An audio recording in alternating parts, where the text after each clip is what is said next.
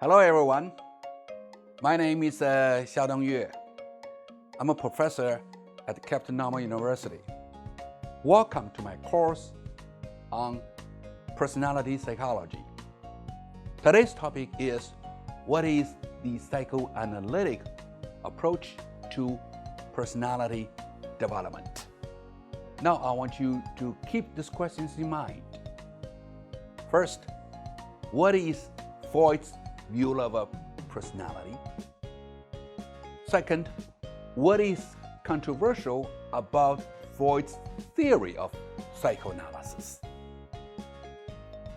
Thirdly, what is your personal view of Freud's theory of psychoanalysis?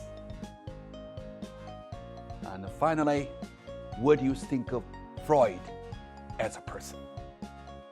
So keep these 4 questions in mind. First of all, let's look at the development of psychoanalysis. Before I tell about all of this, I want to tell you or introduce to you who Freud is. We all know Freud is a physiologist, medical doctor, the founding father of psychoanalysis, and he's one of the most influential and authoritative thinkers of the 20th century. And he's also the pioneer of the school of psychoanalysis. This is the place where Freud was born. He was born in 1856. And this is when he was taking a photo with his father. And when he was about 18 years old, and his mother actually is the second wife to his father, and Freud is the first son of the couple. And this is the photo that Freud took with his wife, Martha. And this is the photo of Freud together with the committee, as the psychoanalytic committee, first of Vienna, then of Europe, and finally with the world. It's called the International Society of Psychoanalysis. The society still exists now. And Freud's most famous quote is, "Make the unconscious conscious." And he is most recognized for his using the technology of free association to get it into the unconscious mind of the patient or the person and identify the sources of disturbance to his emotion or to his personality. Talking of this, I want to introduce 2 other people to you that co-founded the psychoanalysis. First is Anna O. This is the pseudonym of a patient of Dr. Joseph Breuer. And he's a friend of Freud, and he's about 12 years older than Freud is. And he did the first case of what is called a talk cure. Treat person by talk, non-medical, non-chemical approach to treatment of a patient. And Dr. Breuer published his case study in his book, Studies on Hysteria, written in collaboration with Sigmund Freud. Now, what is the true name of Anna O? Her true name is Berta Perkenheim. She is an Austrian Jewish feminist and was among the first social worker in Europe. Specifically, Anna O was treated by Dr. Breuer for severe cough paralysis on the extremities of the right side of her body, and disturbances of vision, hearing, speech, as well as hallucination and loss of consciousness. And we all know this is what we can call now the psychosomatic response to anxiety, fear, or whatever that is troubling to the person or to the patient. And Anna O was diagnosed with hysteria. Hysteria means very moody. In Chinese, we call it 歇斯底里 or hysteria, which is basically a sort of a mood swing, a sort of a seized state of the mind. And Freud believed that her illness was a result of the grief felt over her father's real and physical illness that has later led to his death. And Anna O was attending to her father very much like a nurse, and in this process, she developed a lot of neurotic symptoms and eventually developed what is called hysteria. So after her father passed away, Anna O became a patient, became sick. And Dr. Brewer was treating her sickness.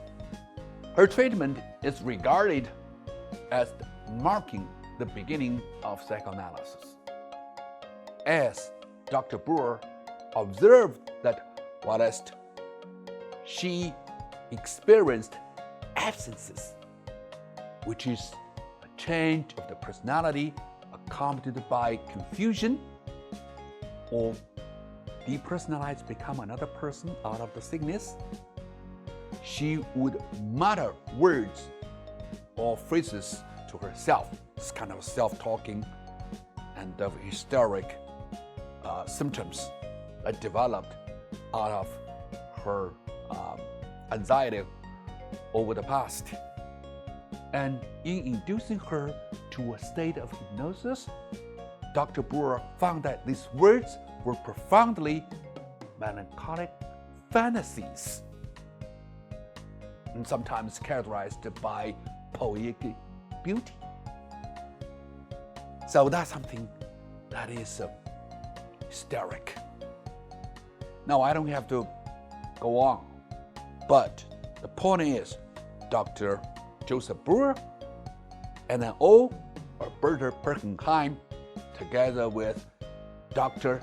Sigmund Freud, all became celebrities of the founding of psychoanalysis. And this is a special step that was specially made in memory of this lady, who was also the pioneers of social work in Austria and in Europe. Well, I'm just giving you how psychoanalysis was developed as a treatment of hysteria. And a free association came into being after Anna O or Berta Perkenheim decided, with Dr. Brewer's input, to end the hypnosis sessions and merely talk to Dr. Brewer, saying anything that came into the mind was meaningful. And Anna O called the method of communication chimney sweeping. Chimney sweeping, clean up the chimney, and this served as the beginning of free association, as she called it, the talk cure. Now, you may be interested in hearing the initial development of psychoanalysis. It was hard, was not quickly accepted. Not even Joseph Brewer was interested in pursuing a particular treatment method that he himself has developed. He left this to his friend or his junior colleague, Sigmund Freud, to complete it and to make it into a big deal, psychoanalysis. Having said all of this, let's hear Freud himself talked about how he had developed psychoanalysis. This is probably the first time you hear Freud talk in English. And I want you to watch and think about the following 3 questions. First, what did Freud say about his theory or theory development? Second, how did Freud feel about his theory or theory development? And 3, what did Freud say at the end of the talk? Let's listen. I started my professional activity as a neurologist trying to bring relief to my neurotic patients. Under the influence of an older friend and by my own efforts, I discovered some important new facts about the unconscious in psychic life, the role of instinctual urges, and so on.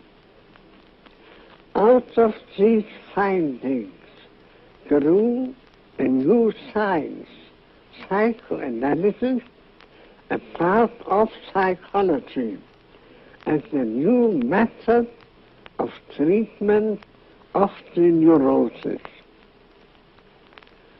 I had to pay heavily for this bit of good luck. People did not believe in my facts and thought my theories unsavory. Resistance was strong and unrelenting. In the end, I succeeded in acquiring pupils and building up an international psychoanalytic association. But the struggle is not yet over. Sigmund Freud. Well, you have heard it.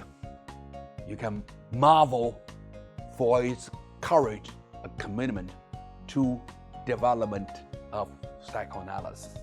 However controversial his theory is, we should all salute to him or marvel at his courage to develop his theory beyond all these criticisms that he received during his lifetime, and the criticisms still go on till now.